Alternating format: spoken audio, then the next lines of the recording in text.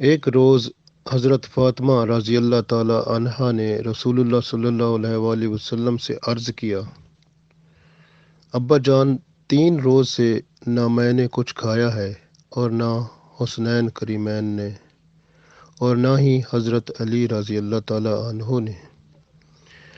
حضور پاک صلی اللہ علیہ وسلم نے آسمان کی طرف ہاتھ اٹھا کر فرمایا، اے رب محمد،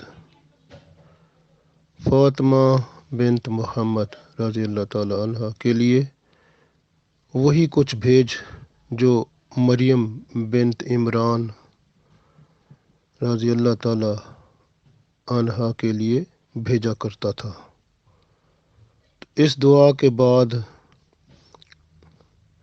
آپ صلی اللہ علیہ وسلم نے فاطمہ رضی اللہ تعالی عنہا سے فرمایا، کمرے میں چلی جاؤ اور حالت رکوع میں اللہ تعالیٰ کی حمد کہو، پھر دیکھنا کیا نظر آتا ہے۔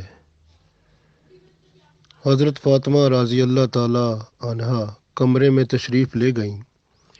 بعد میں حضرت علی رضی اللہ تعالی عنہ، امام حسن اور حسین رضوان اللہ علیہم اجمعین اور پھر رسول اللہ صلی اللہ علیہ وسلم بھی کمرے میں داخل ہو گئے۔ کیا دیکھتے ہیں کہ ایک فرشتہ مختلف قسم کے پھل ثمرات سے بھرپور ایک طبق لیے کھڑا ہے، جس سے کستوری کی سی خوشبو پھیل رہی ہے۔ رسول اللہ صلی اللہ علیہ وسلم نے فرمایا کہ اللہ کا نام لے کر کھاؤ۔ وہ 7 روز تک یہ پھل کھاتے رہے، لیکن کھانے میں کچھ کمی نہ ہوئی۔ ایک دن حسن رضی اللہ تعالی عنہ گھر سے باہر نکلے، ان کے ہاتھوں میں جنت کا پھل تھا۔ ایک یہودی عورت اس کی خوشبو دیکھ کر کہنے لگی کہ اہل بیت والے، میں سخت بھوکی ہوں، یہ پھل مجھے دے دو۔ حضرت حسن رضی اللہ تعالی عنہ نے وہ پھل یہودی عورت کو دے دیا۔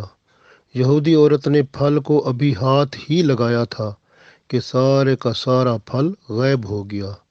اس پر رسول اللہ صلی اللہ علیہ وسلم نے فرمایا، قسم ہے اللہ کی جس نے مجھے نبی بنا کر مبعوث فرمایا ہے، اگر تم اسے چھپائے رکھتے تو ساری زندگی یہ پھل کھاتے رہتے۔